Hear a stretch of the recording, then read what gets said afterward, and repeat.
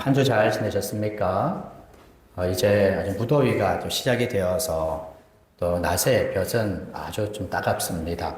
늘 건강 조심하시고 또 여름의 무더위 속에서도 우리 믿음의 생활을 또 힘이 있게 우리 살아가기를 원합니다. 그래서 더욱더 서로를 이렇게 돌보고 우리 살펴야 될 것 같습니다. 지금 우리는 경제 생활에 관한 말씀을 봅니다.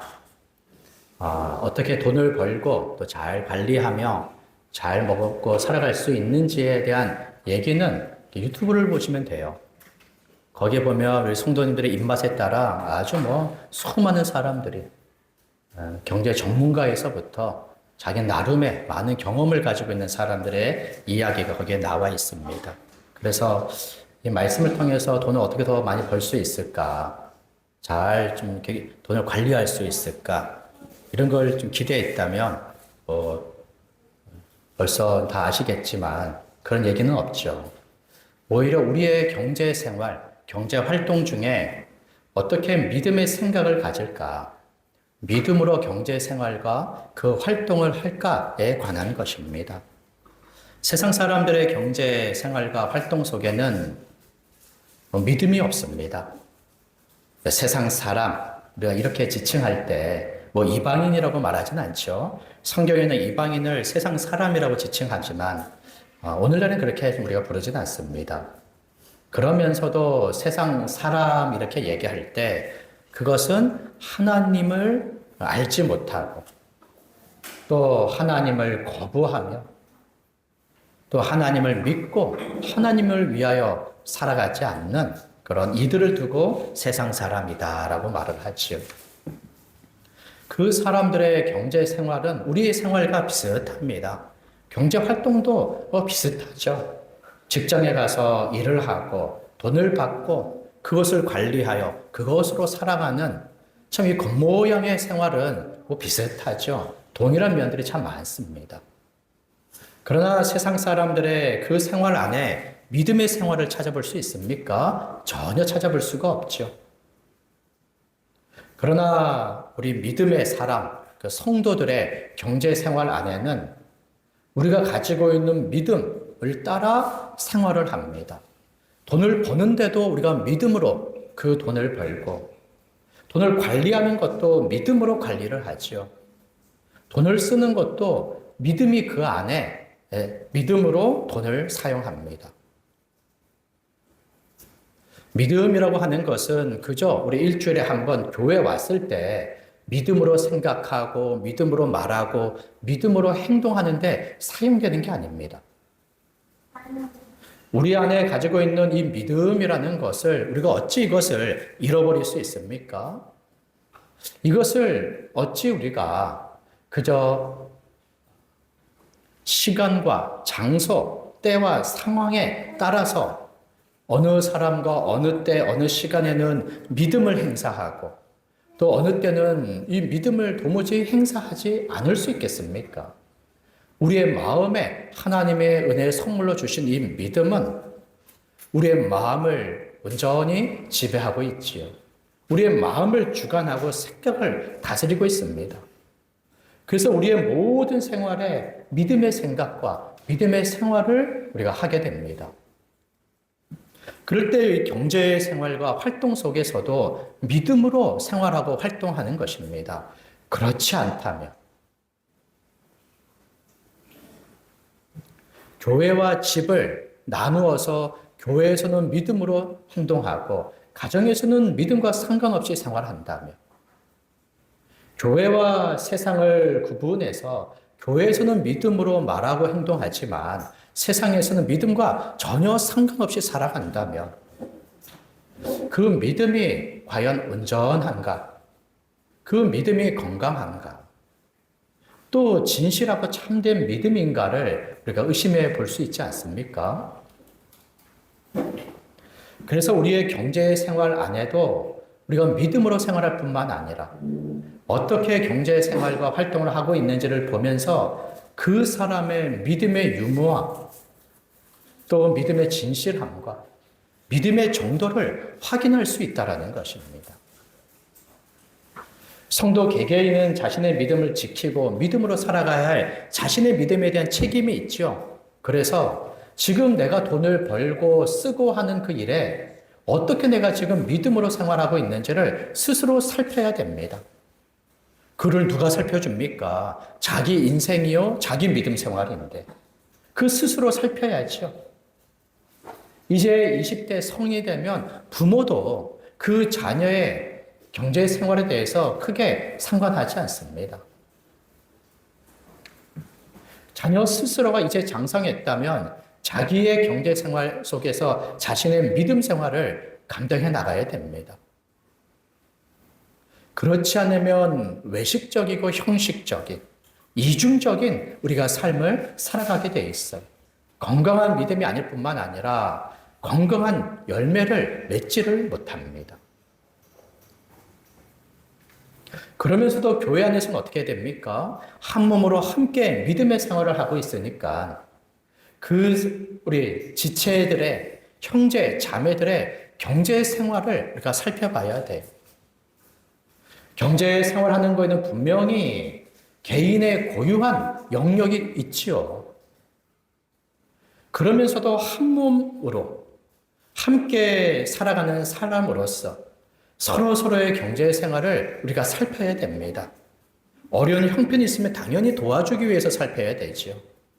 그것뿐만 아니라 경제 생활 안에는 그 사람의 믿음의 생활이 있으니까 경제 생활을 통하여 어떻게 지금 믿음 생활을 하고 있는지를 기꺼이 살펴야 되는 것입니다.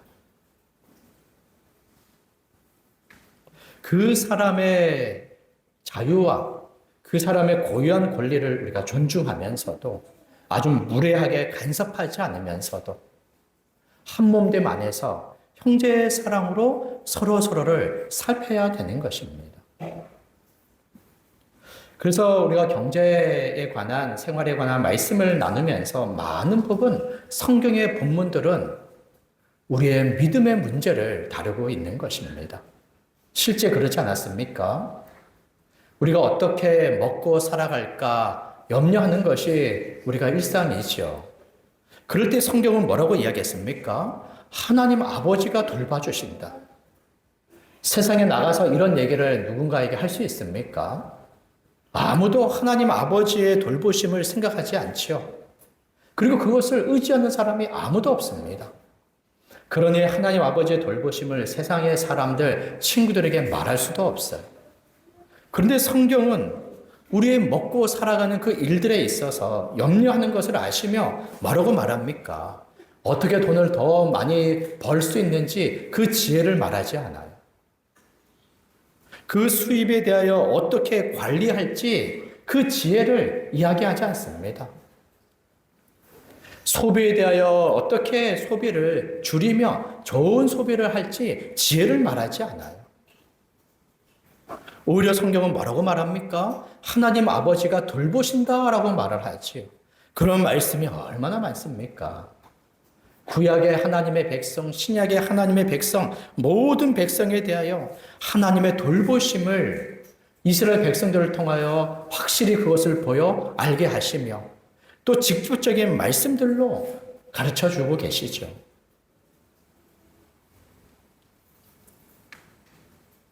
그러니 우리는 우리의 수많은 필요와 염려에 대하여 하나님 아버지의 돌보심을 믿음으로 그것을 견디고 얘기합니다. 그럴 때 무엇을 먹고 살아갈까 염려하게 되면 그 염려를 우리가 이기기 위하여, 그 염려를 해소하기 위하여 무엇으로 감당할지를 고민하죠. 단번에 떠오르는 것은 돈 아니겠습니까? 돈이면 필요한 것을 사고, 돈이면 걱정과 근심하는 것들을 해결할 수 있죠. 많은 부분이 돈으로 이 모든 것들을 감당할 수 있습니다. 그러다 보니까는 염려하는 사람들이 쉽게 유혹에 빠지는 것이 바로 돈입니다. 이것에 피해갈 수 있는 사람이 누가 있어요? 무소유를 주장하신 분은 이것을 피해갔을지 모르겠지만, 그러나 우리는 다 무소유를 이렇게 원하는 사람들이 아닙니다. 다 소유를 원하지요. 성경에서 무소유를 가르치는 것도 아닙니다. 우리는 소유가 필요한 사람들이지요. 그런데 그 많은 염려를 우리가 감당하기 위하여 돈의 유혹에 쉽게 빠지는데, 그러면은 어찌 살아갑니까? 우리의 인생 전체에 걸쳐서 돈을 쫓아 살아가는 거예요. 필요에 따라 버는 것을 나무랍니까? 그렇진 않죠. 그런데 돈으로 그 모든 염려를 이기는 것뿐만 아니라 지금 벌고 있는 것으로 삼시세끼 먹고 살잖아요. 그러면 충분합니까? 분명히 그렇지 않을 거예요. 고기도 먹어야 되고, 조금 이제 몇 달 지나면 여행도 가야 되고, 여행도 가야 되고, 이제는 우리가 어느 정도 조금 이제 먹고 살아가니까 국내 여행이 이제 뭐 눈에 보입니까? 이제는 다 해외 여행에 눈을 돌려서, 거기 비행기 값도 올랐는데, 그래서 한번 그 여행을 위해서는 또 얼마나 많은 것을 이렇게 모으고 쌓아야 됩니까? 그저 먹고 살아가는 것만 하더라도 많이 돈이 필요한데, 또 이렇게 만족과 또 기대감들을 다 채우기 위해서는 그 한 달 일하는 것으로는 부족하지. 그러니까 어떻게 돈을 더 벌 수 있을까? 늘 여기에 모든 관심과 생각이 다 집중되어져 있는 거예요. 그것을 두고 성경에서는 재물을 땅에 쌓아둔다라고 얘기를 하는 것입니다.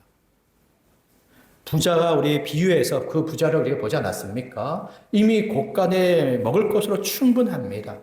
그러면서도 그 소출이 넘쳐나서 기존의 곳간을 헐어버리고 더 큰 것을 지으려고 하죠. 그러면서 이제는 스스로 만족하는 거예요. 이젠 충분하다. 이제 내가 일하지 않아도 남은 여생 평생 먹고 살아가기에 충분하다. 이제 한숨을 돌리는 겁니다. 그의 나이가 몇 살이었겠습니까? 한 50입니까? 좀 그렇게 어렵죠. 이제 그의 나이 60입니까? 60의 남은 인생을 다 이렇게 만족스럽게 준비하는 것도 참 감사한 일이지요.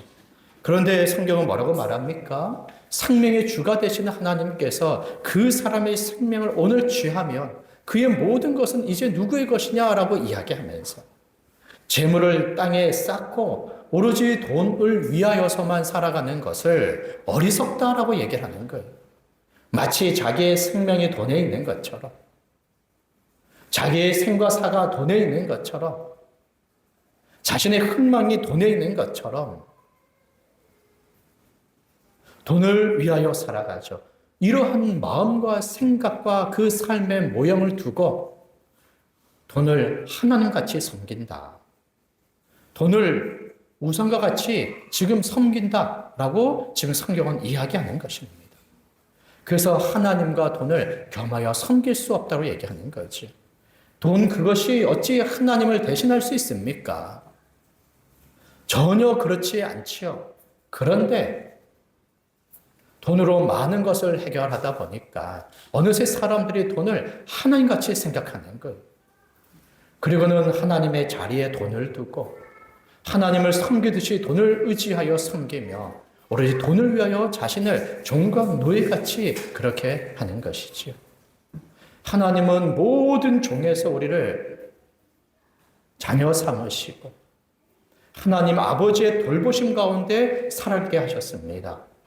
그런데 이 세상의 초등학문뿐만 아니라 이 돈의 종과 같이 노예로 살아가는 것을 얼마나 안타까이 여기며 근심하겠습니까? 우리의 자녀들이 집에 물건을 좀 아껴 쓰고 소중하게 다루면서 아껴 쓰면 좋죠. 화장실에 우리 볼일 볼 때도 한 3칸 정도만 썼으면 좋겠죠. 아니면 한 2칸? 뭐 이렇게 절약하면 참 좋지만 그러나 너무 과도하면 어떻습니까? 과도하면 쌀이 떨어질까 염려하면서 밥을 한 3숟가락만 먹는다거나 전기세가 나올까 두려워서 9시에 무조건 불을 끄고 잔다거나.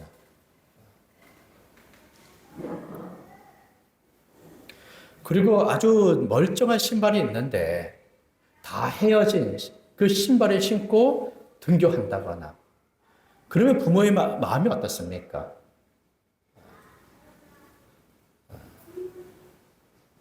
쟤 왜 저러지? 쟤 뭐 지금 단단히 이상한데? 뭐 그렇게 생각하지 않겠어요? 절약하는 것은 참 좋게 여기겠지만 지나치면, 과도하면, 어긋나면 그것을 옳게 여기지 않습니다. 오히려 이상하게 여기며 근심하며 아이를 데리고 병원을 한번 가보겠지요. 그런 것처럼 돈이 필요합니다. 그것이 있어야 먹고 살아갈 수 있어요. 그러나 돈을 하나님의 자리에 두어 마치 돈을 위하여 살아가는 것을 하나님께서는 옳지 않게 여기시는 거예요. 그것은 하나님의 전능하심을 혹시 의심하는 거 아닙니까? 하나님의 사랑으로 자기의 자녀를 돌보신다는 것을 의심하는 거 아닙니까? 그렇게 성경에서는 염려하는 것과 무엇을 먹고 살아갈까 염려하는 것과 재물의 유혹에 빠져 지나치게 그 욕심을 내는 것을 믿음과 상관시킵니다. 염려하는 것을 믿음이 작은 자들아 이렇게 이야기를 하지요. 그리고 돈의 유혹에 빠져 돈을 위하여 그렇게 재물을 쌓아두고 사는 이들을 지금 돈을 우상으로 하나님과 같이 여기며 살아간다라고 얘기를 하는 거예요. 그러니 염려도 욕심도 다 불신앙에서부터 시작이 되는 거예요. 이렇게 세상 사람들의 경제 생활과 같은 모양을 우리가 가지고 있지만, 그러나 우리는 그 안에서 우리가 가지고 있는 믿음으로 경제 생활을 해야 된다는 것입니다. 그래서 많은 경제 생활 속에 믿음의 생활을 함으로써 하나님을 기쁘시게 하며 믿음을 통하여 그 은혜를 힘입고 또 믿음을 통하여 하나님을 위하여 살아가는 삶을 우리가 늘 살아가게 되는 것이지요. 그럴 때 세상 사람들은 자신이 가지고 있는 소유를 어떻게 생각합니까? 그것을 다 내 거다. 그리고 나를 위하여 사용할 것이다 라고 이야기를 하지요. 그럴 때 우리 성도들도 그렇습니까? 분명히 내 거죠. 내 겁니다. 그러나 이것을 원천적으로 내 것이다 라고 주장하면서 이것만큼은 오로지 나를 위하여 쓸 것이다 이렇게 얘기를 합니까? 이렇게 우리가 가지고 있는 소유에 있어서도 세상 사람들과 그리고 믿음의 사람들의 큰 생각의 차이가 있습니다. 로마서 14장 7절부터 말씀을 한번 보세요. 첫째, 우리가 바르게 생각할 것은 성도는 주님의 것이기 때문에 더 이상 자기를 위하여 살지 않고 오직 주를 위하여 살아가는 자들입니다. 성도 그 자신이 주님의 것으로서 주를 위하여 살아가야 됩니다. 여기 7절, 8절 우리 같이 한번 읽어보겠습니다. 시작. 우리 중에 누구든지 자기를 위하여 사는 자가 없고 자기를 위하여 죽는 자도 없도다. 우리가 살아도 주를 위하여 살고 죽어도 주를 위하여 죽나니 그러므로 사나 죽으나 우리가 주의 것이로다. 아멘. 로마서 14장에 왜 갑자기 이런 말씀을 합니까? 1절부터 6절에 이 말씀을 다 보긴 어렵지만 교회 안에 성도들 안에 믿음의 차이가 있습니다. 또 다른 배경, 다른 경험을 가지고 있는 이들이 있어요. 교회는 얼마나 다양합니까? 다양한 사람들이 한 믿음을 가지고 지금 교회로 살아가고 있습니다. 그때 유대인들은 어릴 때부터 율법의 음식, 규례를 지키며 살았던 사람들입니다. 그리고 안식일을 그 날을 중히 여겨 지키며 살았던 사람들이에요. 그리고는 예수님을 믿음으로 구원을 얻었지만 과거부터 지켜오던 음식 규례를 지킴으로 하나님 앞에서 자신의 정결을 지키고 거룩을 행했던 자들이 이것에서 갑자기 이것을 떨쳐버리기 어려운 겁니다. 그러면서 성경에서 가증히 여기는 그런 짐승들을 여전히 먹지 않은 채 살아가는 거예요. 그런 본 마음이 어디 있습니까? 내가 음식 규례법을 지켰으니까 하나님 앞에 정결하겠지? 이런 마음이 아닙니다. 하나님 앞에 조금 더 정결하게 신실하게 살려고 하다 보니까 과거에 지켰던 것들을 여전히 지키며 살아가는 거예요. 근데 이방인으로서 예수님을 믿는 사람들은 어떻습니까? 그들은 율법도 없었고 음식 규례법도 없었죠. 그들은 모든 음식을 그저 자기의 만족껏 먹던 사람들입니다. 그리고는 예수 믿고 또 세상의 모든 초등학문으로부터 자유함을 얻었으니까 더욱더 아주 가리지 않고 마음껏 먹는 사람들입니다. 이렇게 자유함에 있어서 믿음에 있어서 차이가 있습니다. 그럴 때 이러한 차이를 두고 서로 비방하고 비난하고 교만하며 무시하는 일들이 교회 안에 벌어진 겁니다. 그래서 사도 바울이 뭐라고 말합니까? 우리가 다 누구든지 자기를 위하여 사는 자가 없을 텐데 자기를 위하여 죽는 자도 없다. 우리가 살아도 주를 위하여 살고 죽어도 주를 위하여 죽나니. 여기 우리는 누굽니까? 세상 사람들을 얘기하지 않고 하나님의 부르심을 그리스도 안에서 받아 믿음으로 살아가는 교회 성도들을 두고 이야기하는 거죠. 우린 다 주를 위하여 살아가는 사람들이다. 자기를 위하여 살아가는 사람들이 아니다. 왜 그렇습니까? 8절 맨 끝에 말씀을 보세요. 우리가 주의 것이로다. 우리가 주의 것이로다. 하나님이 우리를 주의 것, 자기 소유로 삼으시고 예수님께서 우리를 자기 소유로 삼으시기 위하여 9절에 보니까 그리스도께서 죽었다가 다시 살아나셨으니 곧 죽은 자와 산 자의 주가 되려 하심이라. 전에 우리는 어떤 사람들이었습니까? 하나님의 지음을 받은 하나님의 것이었죠. 하나님의 소유, 그의 백성들이었습니다. 그런데 마귀의 유혹을 받아 스스로 하나님이 되고자 하나님 앞에 범죄하여 하나님을 떠났던 자들이 있고 불의하여 거룩하지 않은 자들을 하나님께서 함께 할 수 없어서 자기로부터 내쫓은 자들이에요. 그래서 전에는 하나님의 소유였다가 이제는 죄로 말미암아 하나님의 버림받은 하나님의 잃어버린 자가 되어버렸습니다. 그리고는 여전히 자신의 인생을 자신의 주로 삼아 자기 마음대로 살아가는 자가 되었어요. 그러니까 사람들마다 다 나의 주인은 다 자기 자신이라고 얘기를 하죠. 굳이 이렇게 말하지 않아도 다 자기 인생, 자기 마음대로 살아가면서 자기 인생의 주가 자기 자신임을 그렇게 생각하고 있습니다. 그렇지 않은 사람들이 어디 있습니까? 나는 다른 사람의 종이다. 그런 사람이 어디 있어요? 그저 직장이나 사업체에서 계약관계 속에서 그냥 고용인으로 그 사람의 말 들으며 살아갈 따름이지. 그것도 나를 고용하여서 매달 월급을 주니까는 그 사람 말을 듣지. 그렇지 않으면 누구의 말을 들으며 이렇게 살아가겠습니까? 이렇게 모든 사람들은 하나님을 떠나 자기의 주가 되어 살아갑니다. 그러면서 성경은 하나님을 떠난 자들로서 보이지 않는 악한 영들의 종으로 살아간다라고 얘기를 하지. 그래서 세상 임금이 마귀로서 악한 세상에 속하여 살아가는 거예요. 그러니 이제 하나님을 떠난 사람들의 인생은 자기 자신이 주이며 그리고 마귀가 그 주가 주인 것입니다. 그런데 여기 8절 끝에 보니까 우리가 주의 것이로다. 이것을 위하여 예수가 죽었고 다시 살아나 주 되심으로 우리의 주가 되셨다.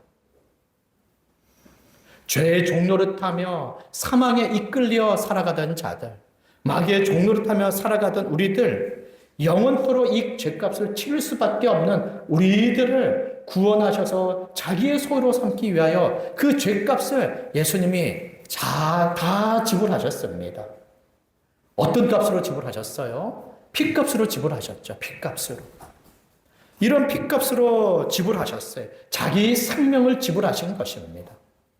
이걸 두고 속전이다, 대속물이다라고 말을 하지요. 이것을 위하여 하나님은 예수님을 화목제물, 희생제물로 세우신 것입니다. 이렇게 주의 것이라고 말을 하지요. 지금 사도 바울은 로마 지역의 교회 성도들을 두고 우리가 주의 것이지 않냐. 우리가 주의 것이라고 이야기를 하죠. 예수님이 우리를 위하여 그 값을 다 지불하여 우리를 구원하시고 자기의 것, 자기의 소유로 삼았기 때문에 이렇게 우리가 주의 것이다라고 일깨우는 것입니다. 그러니 우리가 먹든지 마시든지 살든지 죽든지 다 주를 위하여 하자라고 얘기를 하는 거예요. 이런 표현을 쓰면 우리 성도가 주의 것이라고 하는 것, 다시 말하면 우리 자신의 소유권, 그것은 이제 누구에게 있습니까?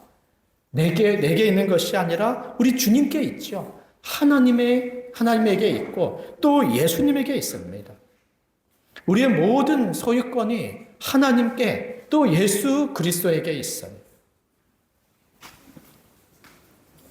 그렇다면 이제 우리의 소유권이 하나님께 있고 주께 있다면 나를 사용하는 권한도 누구에게 있겠습니까? 당연히 우리의 소유의 권한을 갖고 있는 하나님에게 또 예수님에게 있는 것이죠. 그것을 알고 믿는 사도 바울은 이런 의미로서 자기 자신을 종이라고 표현하는 것입니다.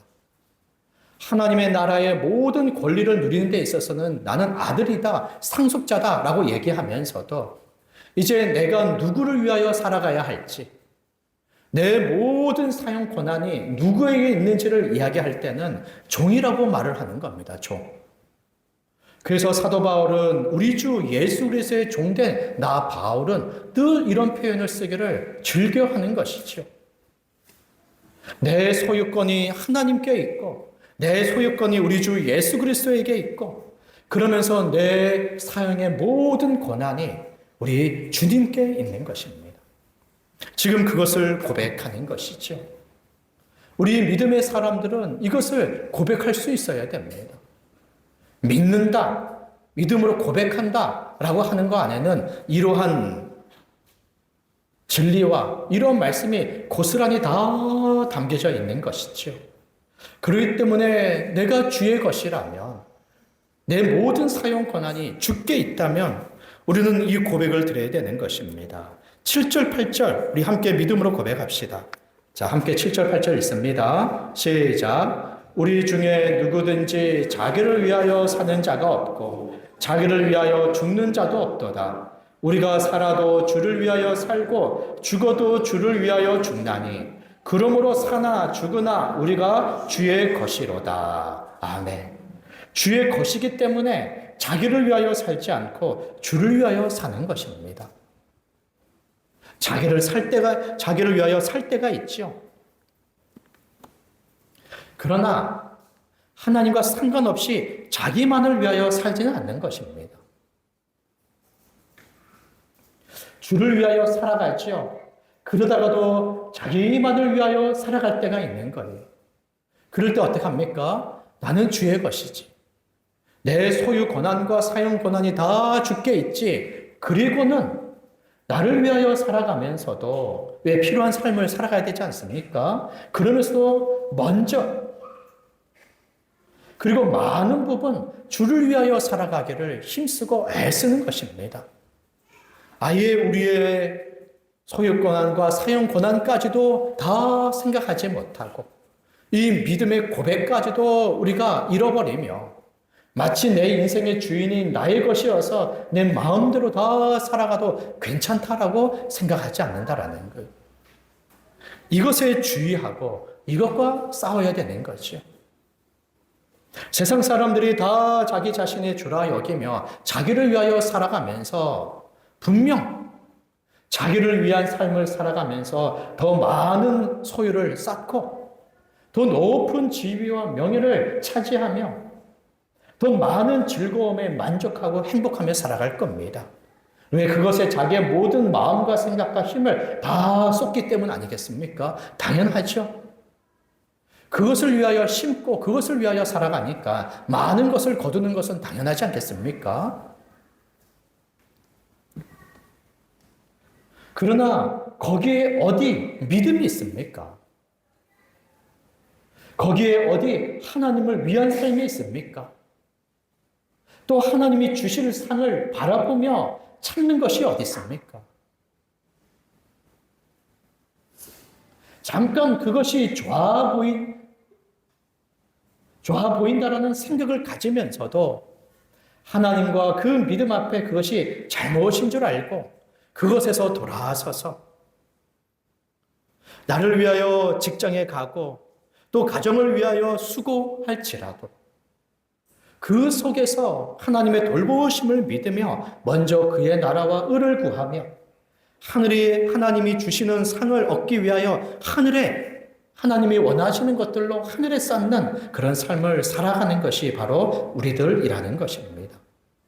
그러니 먼저는 이 말씀에 따라 우리는 주의 것으로서 이제는 자기만을 위하여 살지 않고 오직 주를 위하여 살아갈 것을 믿음으로 결정하시기를 바랍니다.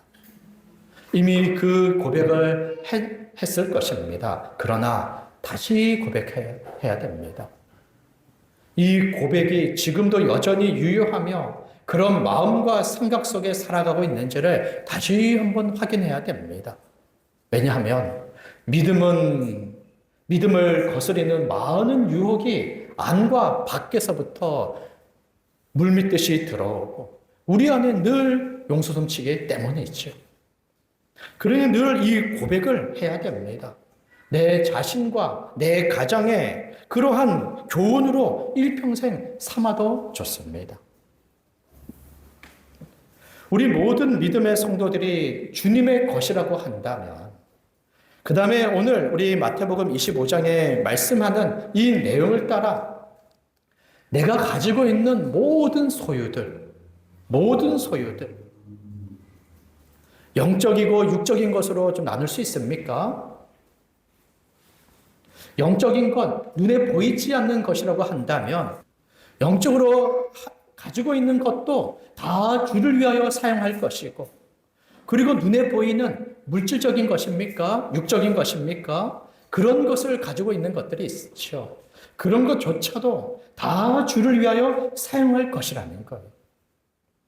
지금 내가 가지고 있는 것을 주께 드려야지 참 드릴까 말까 아까운데 이런 고민들을 할 때가 있지 않습니까? 하나님께 드리기가 어렵죠.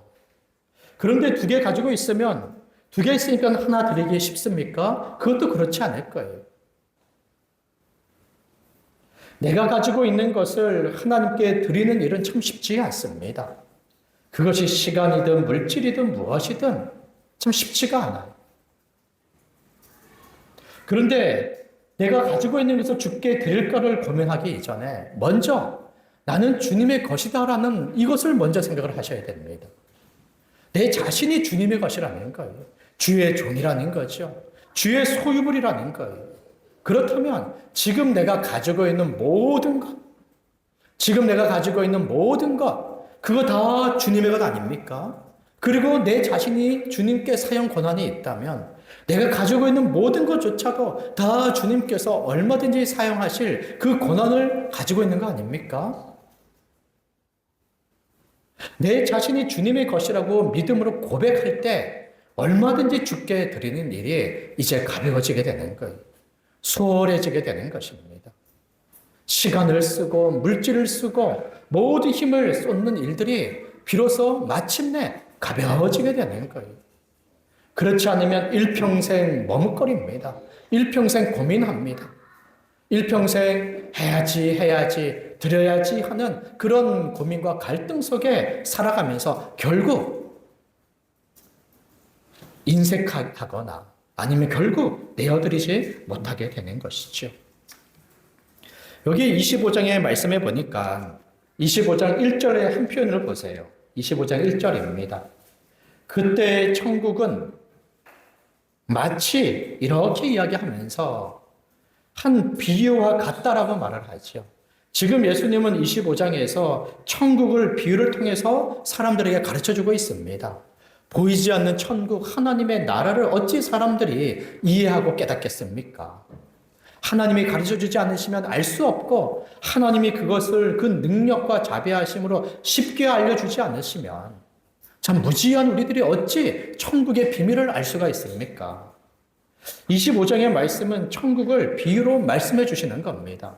그래서 25장 1절에서는 천국은 마치 등을 들고 신랑을 맞으러 나간 열 처녀와 같다라고 천국의 실제를 비유를 통하여 말씀해 주시는 겁니다.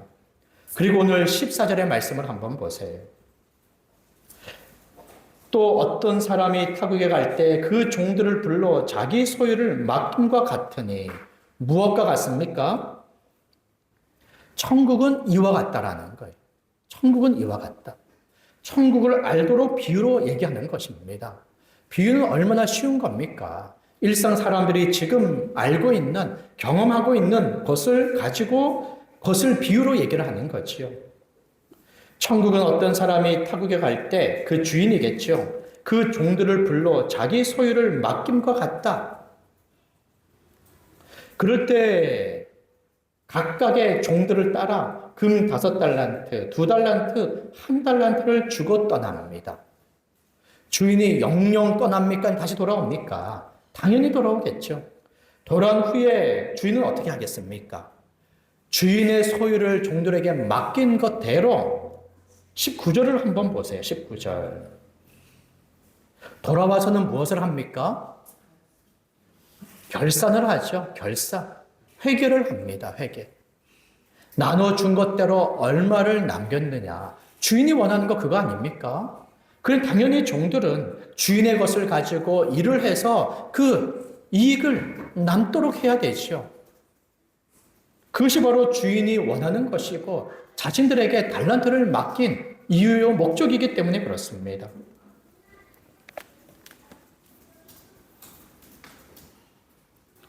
천국은 이 비유와 같이 우리 하나님께서는, 예수님께서는 자기의 소유된 자들에게 자신의 것을 맡겨주셨어요. 맡겨주셨다. 그것을 통하여 일하도록. 이런 것을 종이라고도 말할 수 있고 청직이라고도 말할 수 있지 않습니까? 우리 하나님 예수님께서는 우리들에게 자신의 것을 주셨어요. 우리가 지금 가지고 있는 것을 따라 하나님을 위하여, 나를 위하여 일하라고 말하지 않습니다. 다 하나님이 주신 것들로 일하라고 말씀하시죠.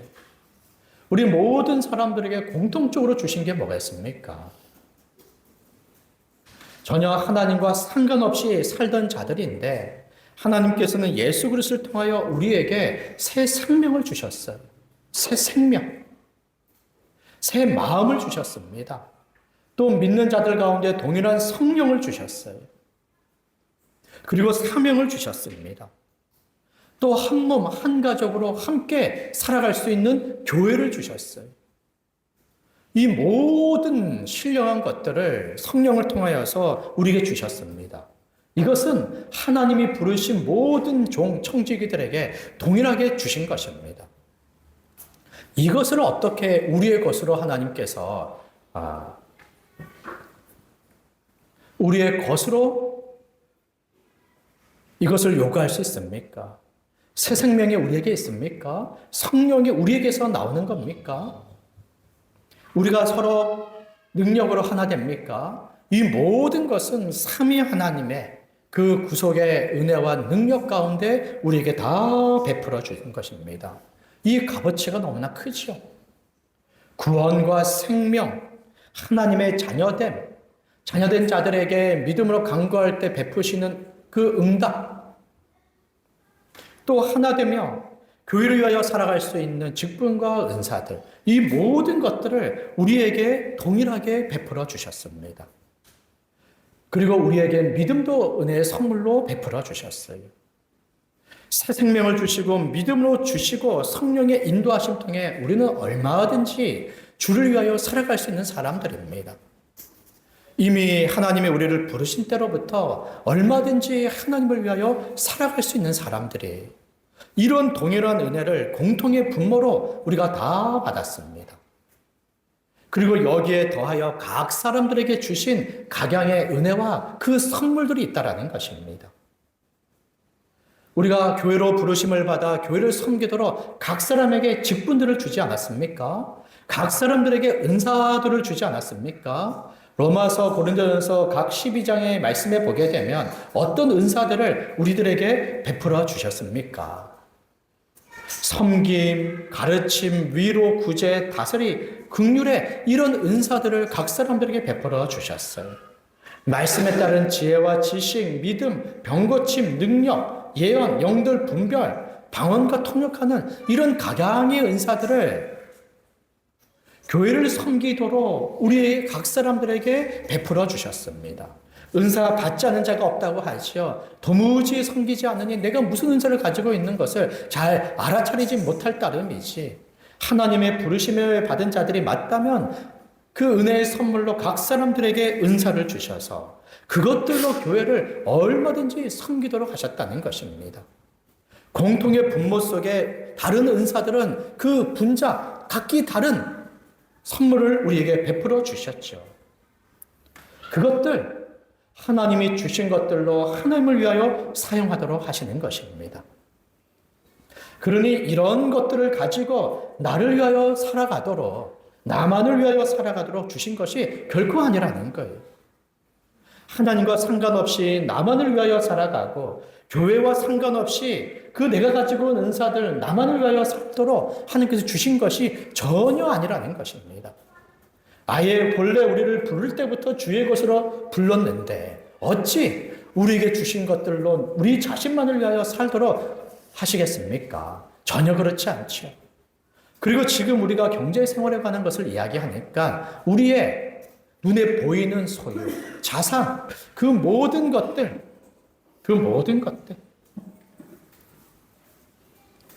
이것도 사람들마다 얼마나 큰 차이들이 있는지 모릅니다. 우리가 태어날 때 부모님을 선택할 수가 없죠. 그러면서 우리가 어느 부모를 만났느냐에 따라서 우리들의 삶의 시작이 참 달라집니다. 이런 것을 두고 금수저 또 뭡니까? 그 반대로 흙수저 이런 얘기들을 하죠. 좀 이렇게 경제적으로 부유한 부모를 만나면 어릴 때부터 그 삶의 환경이 참 많이 다릅니다. 그렇지 않을 때 참 어려움 속에 지내게 되지요. 이런 일들은 다 사람들마다 차이가 있어요. 또 가지고 태어나는 본래 어떤 재능들도 참 다릅니다. 운동선수들의 재능을 우리가 노력한다고 해서 따라갈 수가 있습니까? 전혀 그렇기가 어렵죠. 또 노력한다 하더라도 분명 그 한계점들이 있습니다.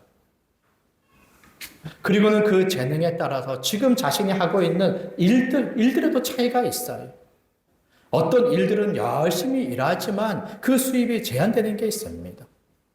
또 어떤 일들은 일하는 만큼 또 다른 사람들의 2배, 3배 그 돈을 벌기도 하지요. 그리고 열심히 한 달 일하여 버는 수입뿐만 아니라 그 자신이 쌓은 그 자산을 가지고 또 재투자해서 또 많은 이런 금융 자산들을 얻기도 하지요. 이런 것들은 얼마나 차이들이 많은지 모릅니다. 그러면 이런 것들은 다 자기만을 위해 사용해도 괜찮습니까? 자신이 그동안 수고하고 쌓아온 그 여러 경험들과 그 모든 자격과 그 모든 스펙과 환경들, 그리고 오랜 그 직장과 사업을 통하여 가진 그런 자산, 부함들, 그것들은 다 이제 자기만을 위하여 다 사용해도 괜찮습니까? 그렇지 않다라는 거예요. 본래 우리는 주의 것으로서 살든지 죽든지 자기만을 위하여 살지 않고 주를 위하여 살아가는 자들인데 하나님이 우리에게 주신 새 생명으로부터 믿음으로 시작한 공통의 분모들에서부터 우리 각 사람에게 주신 은사들뿐만 아니라 눈에 보이는 물질과 환경의 모든 것들 이것들 다 주를 위하여 우리에게 주신 것들이라는 것입니다. 이 세상의 모든 것들이 다 주의 것임을 성경은 말하지 않습니까? 내가 수고하여 일을 했지만 일을 하여 번 것, 그거 근본 따지자면 내 것입니까? 다 근본 하나님의 것 안에서 내 거, 네 거, 그 노름하고 있는 거 아닙니까? 하나님이 온 세상의 창조주요 주님으로서 모든 것 하나님의 것 아닙니까? 우리 하나님 아버지께서 해와 달, 온 우주 내 것이니까 거둬가겠다 하면 누가 살 사람이 있겠어요? 많은 것을 쌓고 산다 할지라도 오늘 하나님께서 너 생명 내 것이니 내가 거둬가겠다라고 한다면 그렇게 평생 살아온 인생 어찌합니까? 한순간에 헛것으로 다 돌아가는 거 아닙니까? 우리가 지금 소유하고 있는 모든 것들 근본 하나님의 것일 뿐만 아니라 우리 자신을 주의 것으로 삼으시며 주인이 종들에게 자기의 소유를 맡김과 같이 우리에게 맡겨주신 거라는 거예요. 물론 경제적인 것을 통하여 우리를 돌보시기에 이거 먹고 살아가라. 이것으로 가정을 돌봐라. 라고 주신 것이 있지요. 그러나 그것만을 위하여 주신 것이 아니라는 거예요. 우리에게 있는 모든 소유들, 그 안에는 분명 하나님을 위하여 사용할 것이 있다라는 거예요. 주인이 종들을 먹여 살리죠.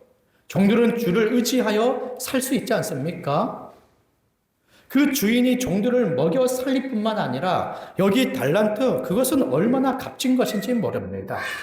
하나의 달란트는 6천 데나리온, 한 데나리온은 하루의 품삯, 괜찮아요. 6,000일을 해야 벌 수 있는 것으로 대략 하루에 10만 원을 잡으면 60억의 어마어마한 것을 그 종들에게 주었던 것이지요. 그것을 가지고 네 마음대로 살라가 주셨겠습니까? 그것을 통하여서 주인이 원하는 것으로 일하도록 준 것이죠. 그러니 우리에게 지금 눈에 보이는 모든 것들, 내가 지금 가지고 있는 재능과 내가 지금까지 경험했던 일들과 그리고 내가 땀 흘려 번 그 모든 것들 속에 우리로 하여금 일용할 양식으로 먹고 살아가도록 주신 것이 있어요.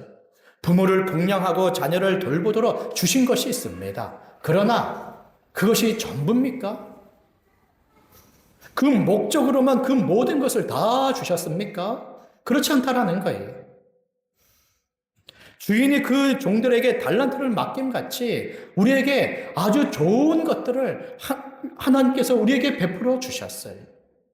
그리고 그것 안에는 주를 위하여 사용하도록 주신 것이 있다라는 거예요. 그럼에도 종들이 그것을 상관하지 않고 그 달란트를 가지고 다 자기를 위하여 사용한다면 그 주인은 돌아와서 그 종을 어찌하겠습니까?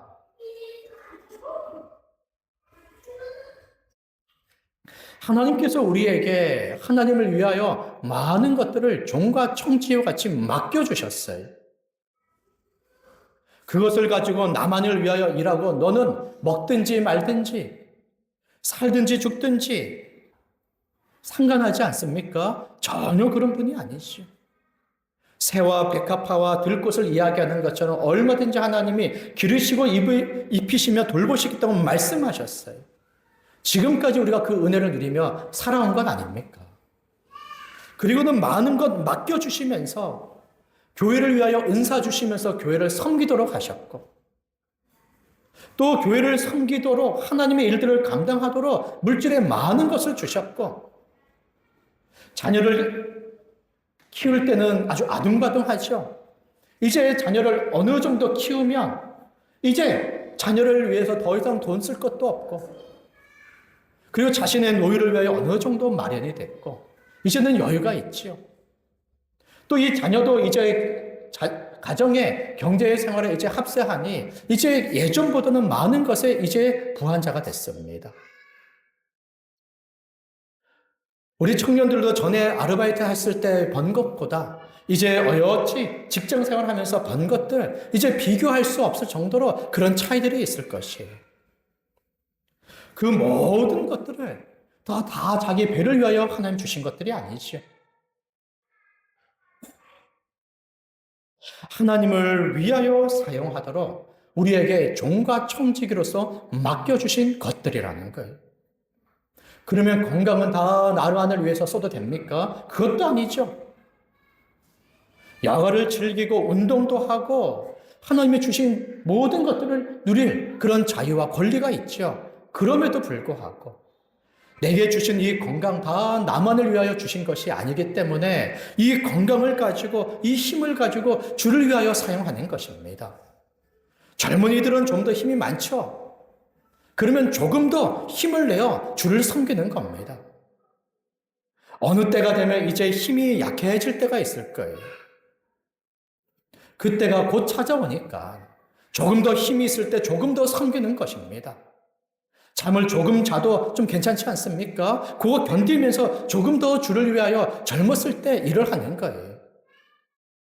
힘이 있으니까 조금 더 좀 쉬자, 조금 더 놀자, 그런 거 아닙니다. 그러면 이제 나이가 50이 되고 60이 되고 70, 80이 되면 몸이 이제 전과 같지 않죠? 그러면 그 건강을 가지고 남은 인생 자기만을 위하여 조심조심 살면 괜찮습니까? 연약하면 연약한 대로, 또 장애가 있으면 장애가 있는 대로, 또 병이 있으면 병이 있는 대로 하나님이 주신 생명이 있는 한 주를 위하여 살아갈 것들이 있는 것이죠. 이 모든 것과 다 상관없이 어린아이에서부터 젊은이나 또 우리 노년들이나 마치 자기 자신이 자신의 것인 것처럼 모든 것들로 나를 위하여 살아간다며 누가 주인을 위하여 종과 같이 일을 하며 누가 주의 것을 맡은 청지기와 같이 주를 위하여 살아가겠습니까? 다 자기를 위하여 살아가지. 자기를 위하여 살아가면은 날마다 행복할 겁니다. 자기를 위하여 살아가면 전보다 많은 부한 것으로 많은 것을 누리며 살아갈 거예요. 어느새 자신의 옷이 바뀌고 차가 바뀌고 집이 바뀌고 이제 자신의 삶이 아주 달라질 겁니다. 분명히 달라질 거예요. 그렇지 않으면 좀 무능력한 자이겠죠. 그러나 열심히 일을 하며 또 돈을 쫓아 살아가다 보면 많은 것을 누리게 될 것입니다. 그러나 주를 위하여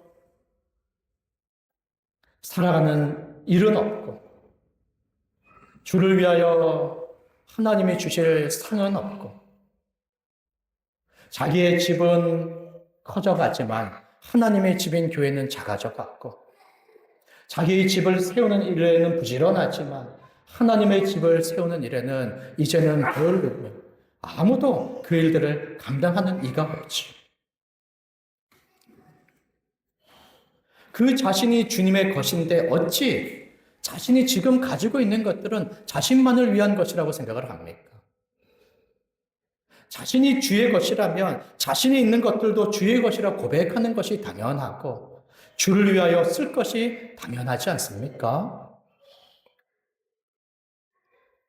여기 천국의 비유에서 주인이 종들에게 달란트를 맡기고 그리고 그것을 위하여 일하기를 원합니다. 이익을 남기기를 원해요.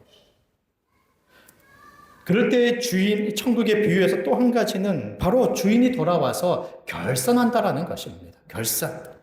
주인이 와서 결산하죠. 달란트 받은 자 일을 해서 달란트를 남깁니다. 2달란트 받은 자 일을 해서 달란트를 남겨요. 그들에 대한 결산의 말이 뭡니까? 21절 한번 보세요. 그 주인이 이르되 잘하였도다 착하고 충성된 종아 내가 적은 일에 충성하였음에 내가 많은 것을 내게 맡기리니 내 주인의 즐거움에 참여할지어다. 주님이 결산하여 칭찬하시죠. 상을 주십니다. 그리고 한 달란트 받은 자는 어떻습니까? 한 달란트 받은 자는 그 주인을 오해하는 겁니다. 24절, 25절 한번 보세요. 한 달란트 받은 자는 와서 이르되 주인이여 당신은 굳은 사람이라 심지 않은 데서 거두고 해치지 않은 데서 모으는 줄을 내가 알았으므로 두려워하여 나가서 당신의 달란트를 땅에 감추어 두었나이다. 보소서 당신의 것을 가지셨나이다. 그 지금 한 달란트 받은 자는 주인을 오해했죠. 일하지 않아도 마치 괜찮은 것처럼 한 달란트 맡겼는데 한 달란트 그냥 주면 괜찮은 것처럼 주인을 오해하며 게으른 자였습니다. 아주 무지한 자였어요. 전혀 청직이 종의 일을 감당하지 않은 것입니다. 그러자 주인이 결산하여 뭐라고 말합니까? 28절 그에게서 한 달란트 빼앗아 10달란트 가진 자에게 주라. 무릇 있는 자는 받아 풍족하게 되고 없는 자는 그 있는 것 같이 빼앗기리라. 이 무익한 종을 바깥 어두운 데로 내쫓아라. 거기 슬피 울며 이를 갈리라 하니라. 주인이 종들에게 자신의 것을 맡기어 일하기를 원한 것처럼 하나님께서는 우리에게 새 생명을 주시며 자기의 것으로 삼아 많은 것들로 우리에게 주시며 주를 위하여 일하기를 원하십니다.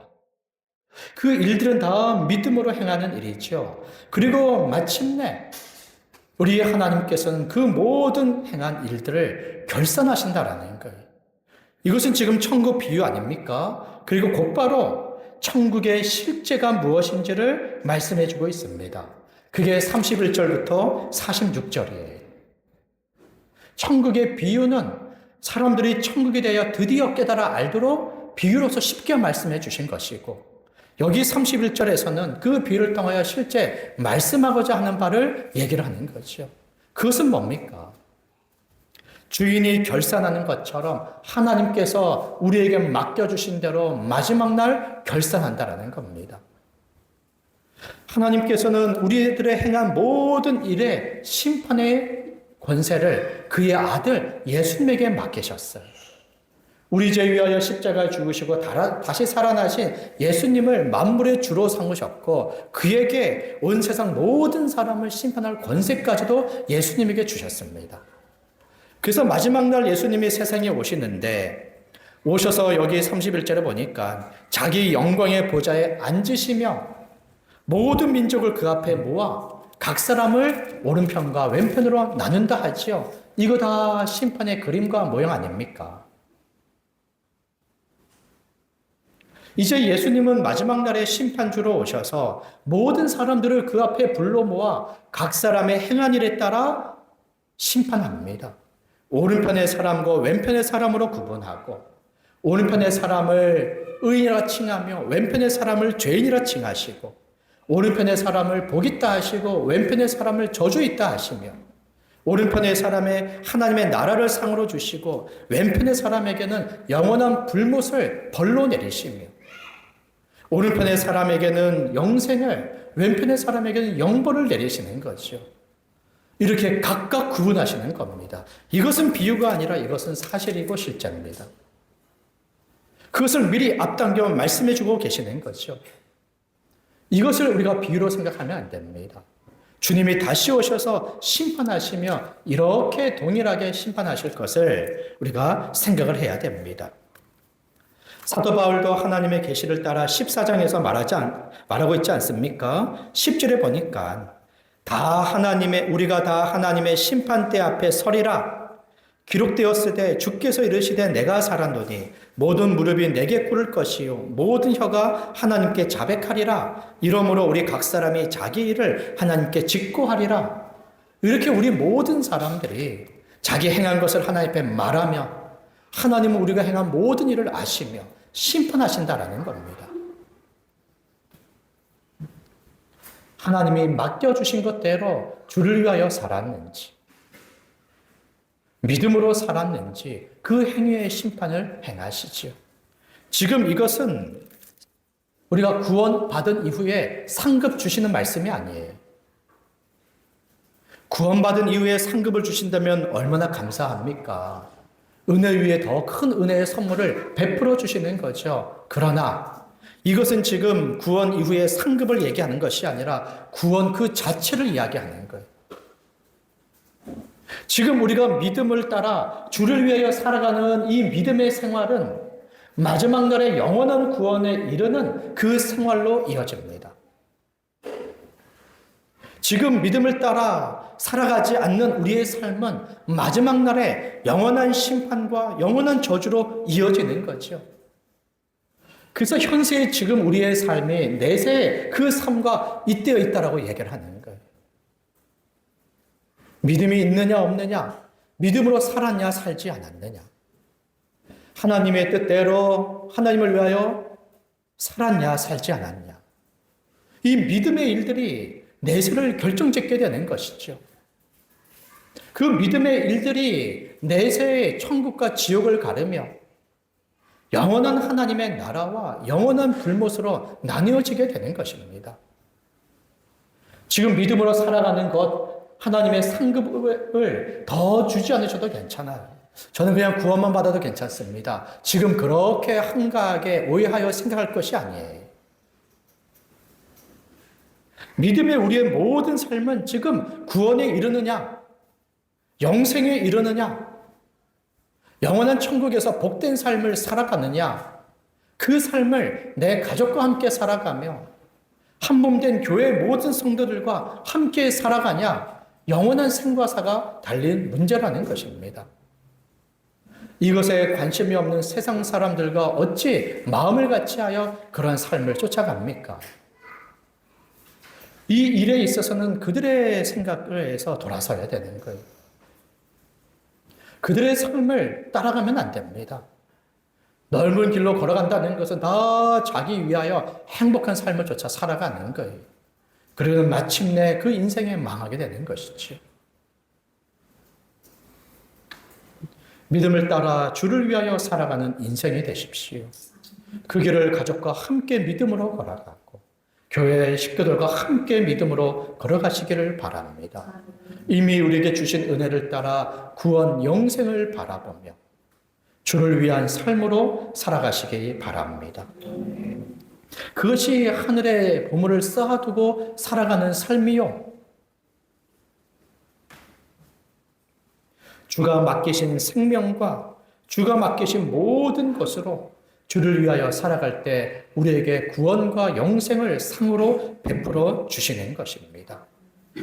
지금 우리는 모든 목표를 다 이룬 것 아닙니다. 이미 결승점에 이미 다 도착하여 영생을 누리는 게 아닙니다. 구원의 출발선에 서서 하나님의 인도하심을 받으며 지금 구원의 종착역에까지 여전히 우리는 경주하는 사람들입니다. 믿음의 경주라고 할 수 있죠. 구원을 이룬다라고 말할 수 있습니다. 그래서 빌립보서의 말씀에서도 두려움과 떨림으로 너희 구원을 이루라 라고 말씀하고 있는 거 아닙니까? 지금 믿음의 경주자입니까? 지금 그리스도의 군사로서 믿음의 선한 싸움을 싸우고 있습니까? 군사로 부름을 받은 자들은 그 부름을 받은 자를 기쁘시게 하기 위하여 자기만을 위한 삶에 매이지 않는다 하여 오직 우리에게 주실 그 상을 쫓아 달려가야 할 경주자인데 지금 그렇습니까? 그렇지 않다면 하나님과 그 은혜 앞에서 우리에게 베풀어 줄 영원한 상 앞에서 속히 회개하여 돌이켜 믿음의 삶으로 다시금 우리가 사시기를 바랍니다. 그 삶을 살아가는데 서로의 경제 생활을 돌아봐야 됩니다. 그 삶에 그 사람의 믿음의 생활이 다분히 담겨 있기 때문이지. 경제 생활에 있어서도 믿음으로 살아가고 있지 않다면 경제 생활에서 회개하시고 믿음으로 돌아와서 주를 기쁘시게 하는 삶으로 사시기를 바랍니다.